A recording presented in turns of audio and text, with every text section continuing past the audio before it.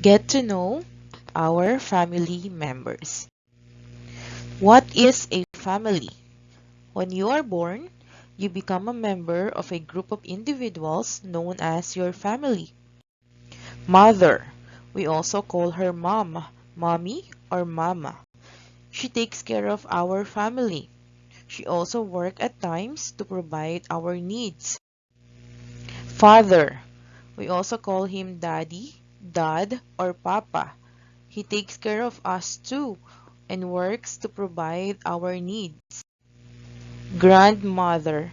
We also call her grandma. She is our mom and dad's mother. She takes care of us when mother or father is not around.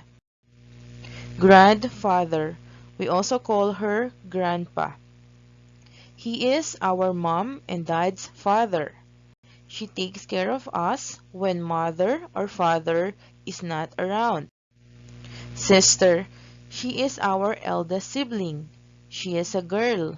She also helps our mother in the household chores and looks after us.